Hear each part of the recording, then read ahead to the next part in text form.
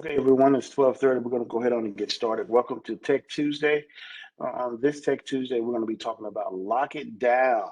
We're going to talk about some ways and some tips and some tricks that you can use to help secure your virtual session using WebEx and Zoom and any other live streaming or collaboration tool that you have that you're going to be using. Let's get started. So let me share same slide.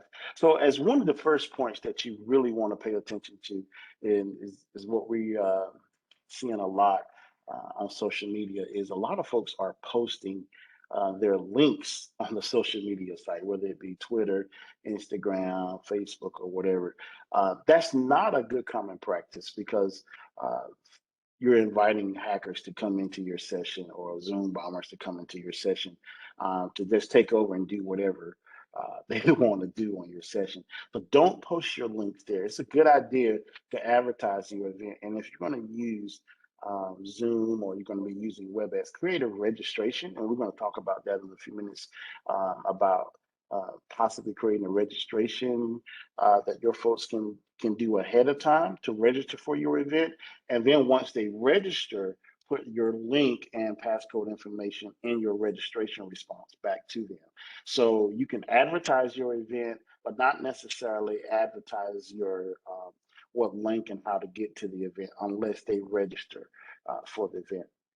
Also, we can talk about this a little later on too.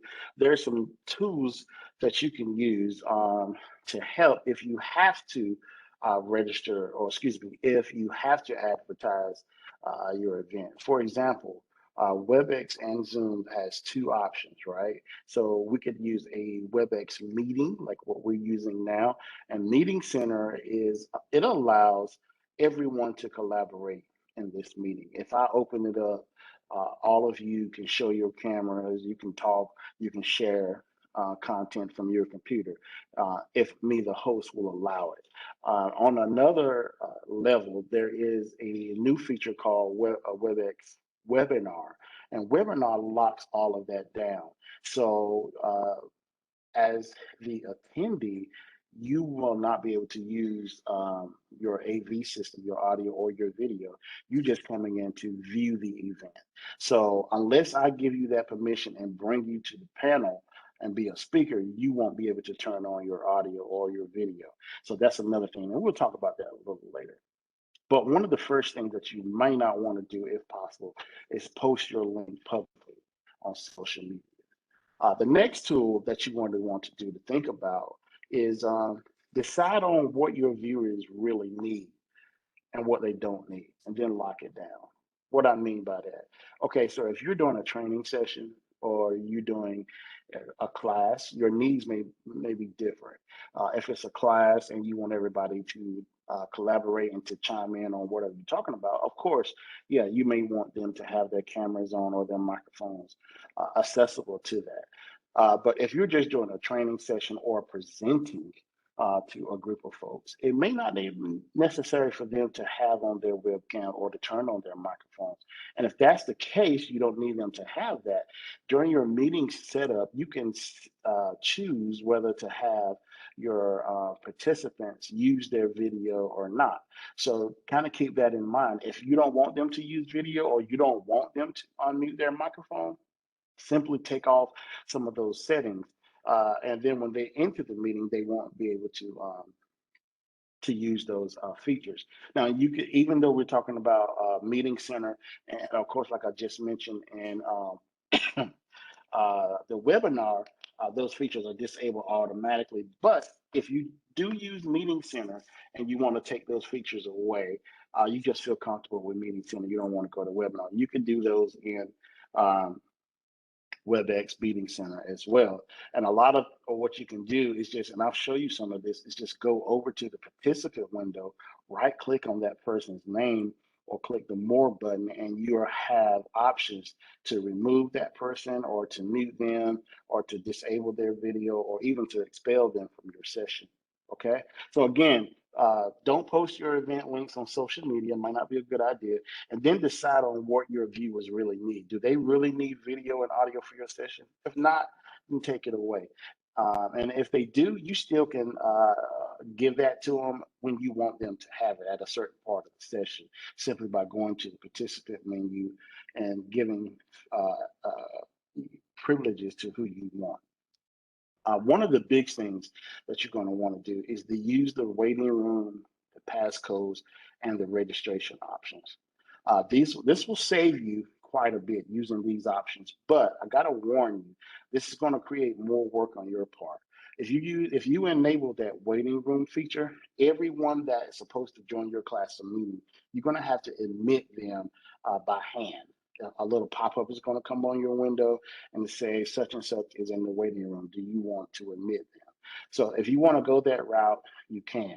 If Be sure the passcodes right now is default across Zoom and WebEx, so that's not an option that you have anymore. Every meeting is going to have a passcode or password, and also registration. And we're going to show you some of this how to do this now. So WebEx Meeting Center has a registration option that you can customize a registration form. Right now, we're going to have it set to name and email, I do believe, and we're going to send one out to the guys and shows you what happened when they register. So if you have a specific list of people that you want to join the session and you don't want any others, you can verify that list by the registration that comes in to you. So when they come into your room, the first thing they have to do is register. You get a list of who's waiting and who has registered, and you admit them manually there.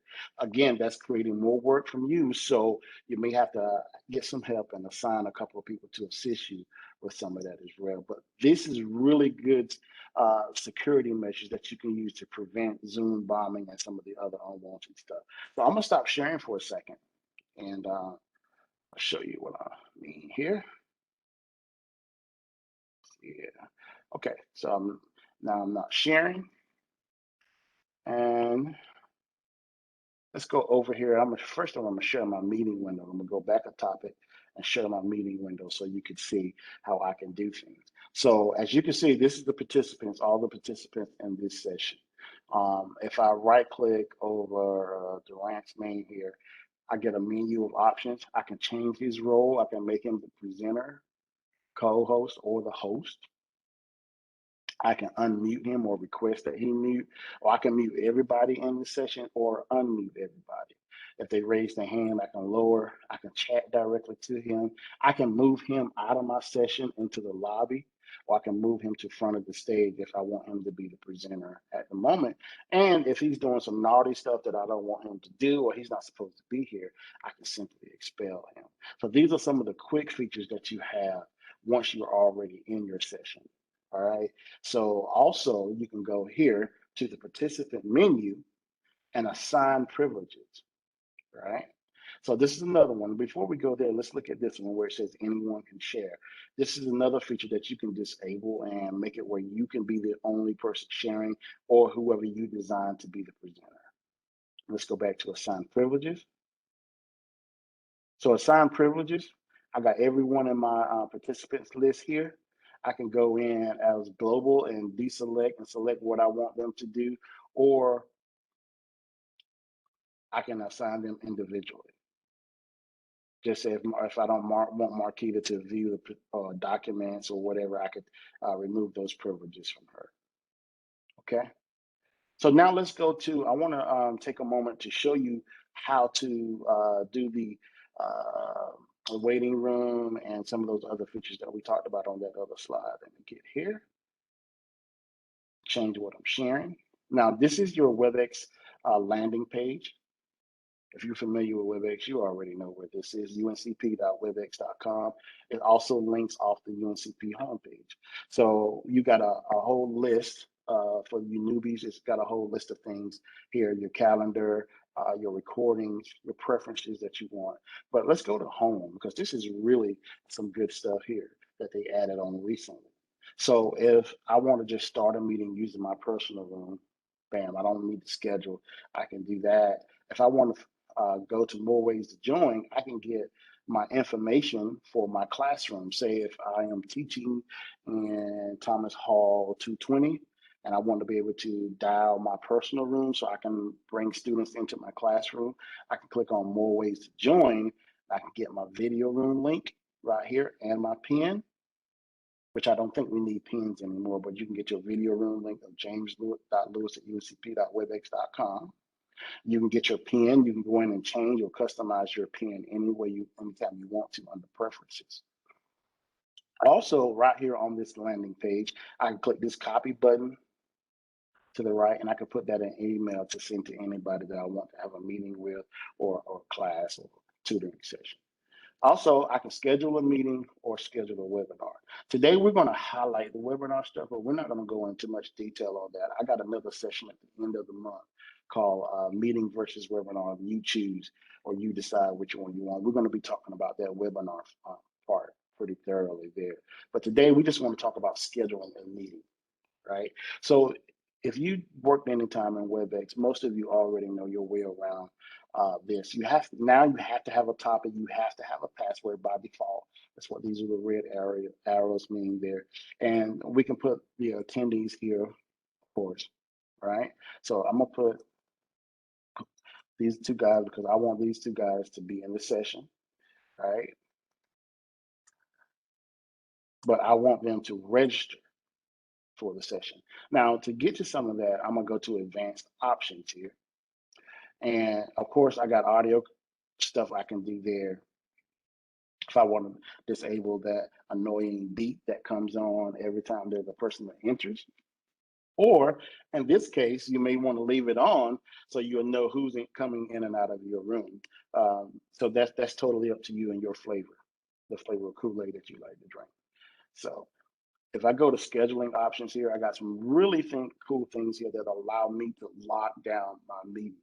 Okay, so I got some obvious things here. I can automatically record. And if I wanted to send an invite to Caleb, to my attendees here, if I wanted to send them an invite, but don't include the passcode because I want to send that in a separate email, I could just select that option there. Of course, if I want to enable breakout rooms, I could do that. I can lock my meeting. I can make them wait in the lobby by selecting this, and I can make it where guests can't join the meeting without me. Also, I got some features here where I can automatically lock my meeting after a certain time after the meeting starts. Right, that's just really cool if you want to have that. But the registration piece I was talking about is right here. So if we select registration, right, we get this options here. Now, I'm still working on this part right here that automatically allow you to set up approval rules. Don't hold me to this yet. I'm still working on this part. But this is somewhere where if they put in any keywords or something like that, it automatically approves them to come in my session. I don't really want to do that, but that's the default setup right now. So we're going to leave that. So if I want to custom, I can preview my form. Right now, I'm only asking for their name, first name, last name, and their email address, right? That's all what I really care about at the moment. But if I wanted to customize the form and ask them for addresses and match that to the registration stuff to make sure that I have the correct person on there, I can do that. I can add that simply by clicking on the plus boxes of the selection that I want for the registration. And I don't want that for this time. So I'm gonna delete these, but you can see how easy and how quick it is. It's not really hard. It's kind of self-explanatory. So I want Caleb and Durant to register for this session. Now, if there's some meeting options, I could disable some of this stuff. I'm not really concerned about that. Most people that I know aren't really too concerned over that. Now, in WebEx, we thought there was a way that I can stop them from using their camera if I wanted to on this. I don't see that option right now, so I have to find out where that is. On Zoom, that option is readily available, and I'll show you that in Zoom in just a second, where you can go to turn on and off, select the feature where you don't want them to use their camera as well. So what I'm gonna do is I'm gonna go ahead on and send Durant them this email, and they're gonna get the registration, but they're not gonna come into the meeting because I'm already in a meeting, in a WebEx meeting. But I do want to show you what it looks like and how the registration piece works. So forgive me if it mess up a little bit, but we're going to try to see what happens here. So we're going to go to, I'm going to call this exam prep, but this is a mandatory field. Hit start. Now it's going to try to launch it, which I don't want it to do. But now let's go back to the home page here and see if I can go here. Okay, so now this is my landing page for my meeting that I just created. As you can see, I got exam prep. I got my meeting information here and everything. Now in the email, Caleb and Durant have received information saying that I invited them to this meeting, but they have to register. So all of your attendees are going to start populating in this area here. And what you want to do is hit manage registration. And you can see over to the right, before we do that, these are the people that I invited. But if I wanted to add more people, I can start typing their name in there. I want to add Mr. Nick on there. And Mr. Nick, hope you're doing well. But I can send that, and he can see what kind of email that comes through for the registration. I can click on manage registration now, and I can see Caleb is waiting to join the session. He's registered, and I can see that he's waiting. Now I have to approve him. This is a great security setting. And not only does this give me Caleb's name, but it gives me Caleb's email address, where he's coming from and when he registered and so on. And to accept Caleb in my class, on my session, on my virtual event, because I'm pretty sure this is Caleb. I don't think somebody hacked him. There's only one Caleb. But I can select and then hit accept, and Caleb will be into my session. Now, this is really cool, right? But this creates extra work for you. So you may have to get some help, somebody to help you do this, because if you're trying to run your session or you're the presenter and you have all this going on, it's may be kind of difficult for you to multitask all of that. So it's something to plan and think about. But everyone that accepts that registration and register, they're going to come here before they get allowed into my session. All right, any questions on that? Now that's how you do it in WebEx. That's a quick way to do it in WebEx. So just remember, now we're on our other point. So we're not going to post on social media. We're going to decide what we want our viewers to really have, what they want them to use. If they don't need to use their cameras and microphone, we're not going to give them access to that, because that can just, do some extra stuff. Now we're at the point where we're talking about using waiting room passcodes or registration. So let's talk about. Let me show you how the differences in WebEx and Zoom and how they prep for the registration. So let's go here. I think you're still seeing my window there. So if I go here to my Zoom page, Zoom is Zoom is uncp.zoom.us. It's also off the uncp.edu homepage on the quick links too. All right, so this is what you see. This is the landing page for Zoom. I'm gonna go to meetings, schedule a meeting. All right, so we're gonna go to schedule a meeting here. I got my time, my exam prep. What we're gonna call this. Registration is required. Passcode is optional, unlike WebEx. I can customize that passcode. Waiting room is optional, unlike WebEx now too. So, I think WebEx is optional on that. But anyway, this is the option. It's already selected. Require authentication. I'm working on that. From what I understand, what that does is that person has to have an account with Zoom. I don't know if that account is required to be part of your organization or not. So what I mean is, if only people with a uncp.edu email address can join. That's what I got to determine. But anyway, but under here, this is the part I was telling you about, where I can select. Of course, I'm the host. I probably want my video on, but does my participants really need to have their video on? Possibly not.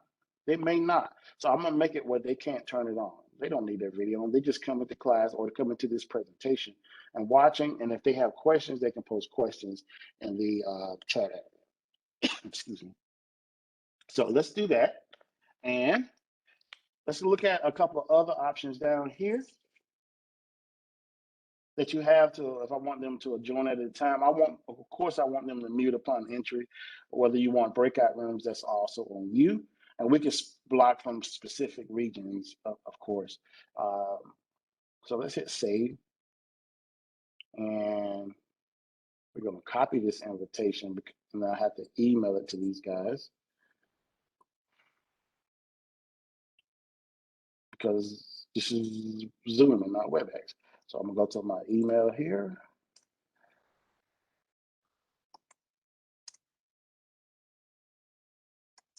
And I'm going to paste what I just copied. I know you can't see this, but so in this email, it shows them, let me show you this because this is something that you definitely will probably want to be aware of. This is a little different than normal here. When you turn your registration on, the link looks a little different. So it says, hi there, you're invited to a Zoom meeting, and gives them the date and time, and it tells them they must register in advance for this meeting. You see the difference there? They give them the option, and then it gives them that option. Then after registering, you will receive an email containing information about joining the meeting. So if I didn't turn the registration on, the meeting invite would only have the join link for them to join. All right, so let's go here, and I'm gonna try to share Zoom, which I got a Zoom session going here. So I want you to see what it looks like when these guys get in. So hopefully the session won't mess up too bad. Yes. Hey, Ray. Are you good? Let's see. 1:30. See which one I got going. 12:48. Okay. So we're gonna start this one. Hold up. I'm doing the wrong one, ain't I?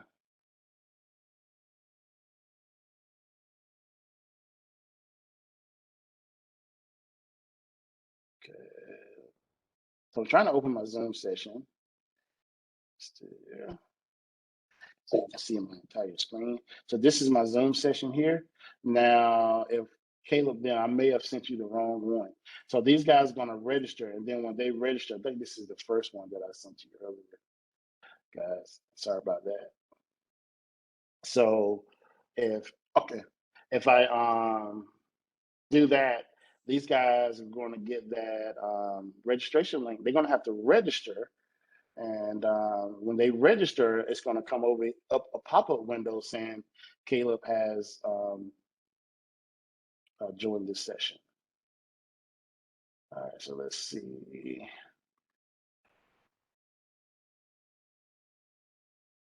Caleb, I may have opened the wrong one now. So let's see here. Let's go back to it real quick. 46. That's a WebEx one. I didn't open the Zoom one. So let's go back to Zoom here. Okay, start this meeting. Join the computer. Okay, so now you just in the one that I just invited in. So maybe it'll work for us. Like again, I'm in a WebEx session trying to do a Zoom session. So things are gonna get a little funky on us. But anyway, if that were to pop up, if they were to register and come in, it would have pop up here and say, these guys are in your session. All right, or they're in your waiting room. Do you want to admit? Now, something to think about on that. So you have to be really thoughtful and plan this out. Now, if you're at your desktop computer doing all of this stuff, it may be kind of smooth and everything can go cool. But if you're in a classroom, in a room system doing these things, you really have to think about it and determine your location and maybe even possibly practice ahead of time because your room system is similar, but it operates a tad bit different. Like if you're in a study room like what we're in now, where we have the Cisco touch panel, we can admit folks from a WebEx session directly from the touch panel. But if you're in a classroom in the new Thomas Hall here, you can't do that from the touch panel. So you have to have a laptop or open that on computer to admit these folks. You see what I'm saying? So you need to think and prepare for it. Again, if you're on your desktop in your office or at home, handling the session, it's great. But if you're in the classroom or going to be in the classroom, you need to think about and plan all of those events and movements separately, and how you're going to do that. And that leads me to my my next point. And I'm gonna close this Zoom session out here. That leads me to my next point on the PowerPoint. We're almost done here, so I'm gonna go back here. Is create a team and assign responsibility on your team for your event. Create a team and assign responsibilities. So you may have to have one person that handles the registration part and is doing the verification for your registration, and a person maybe that admit them to the room. Okay, and then once they get in the room, you may want to have another person that will monitor the chat if you're going to restrict your team from using their audio or video. You may want to have that person to monitoring the chat and relay any questions to you. Also, you may want to have a person or one person to monitor the participant when if they're raising their hands, right? And if somebody start acting up or start doing what you don't want them to do, which was the case of here a few months ago, you just find out who that person is, right click and hit expel, and they're out of your session. That's how easy it is. Now, I say that because we only got 5 people in this session, but some of the sessions that we have on campus got a few hundred in it. So it may be kind of hard or difficult to find. Again, that's what you're going to need to create that team and get you some help that can monitor that. And again, that may be where you have to do what my last and final point says, is to talk about using, well, do you need to use the meeting versus the webinar? The webinar may be what you need to do. The webinar is going to be automatically disables everybody's microphone and their webcam. They can't use it altogether. Well, versus if you're just doing in a meeting, everybody has access to everything unless you restrict it. And a webinar, by default, everything is restricted except your presenters. All right, so that's something to think about. So let's wrap it up. So remember, don't post your event on social media. If you can help it, decide on what you really want your viewers to really need. And then what you don't want them to have, lock it down. Don't give them access to it. Be sure that you're using the waiting room, the passcodes, and all of that other stuff, the registration. Also, make certain that you are, let me get back to my slide. I clicked off my slide. Oh, create you a team and assign responsibilities. And then last, which should be probably first, if others agree, think about whether you really need meeting versus webinar. And I know we haven't talked about the webinar too much, but come back later in the month when we're talking about that. We're going to show you the cool things of the WebEx webinar. It is really out of sight, and we think you're going to like it. All right. Thank y'all so much for coming. My time is almost up. So look, we're gonna hope y'all have a wonderful day, and we'll see you next week for another session of Tech Tuesday. Thanks so much.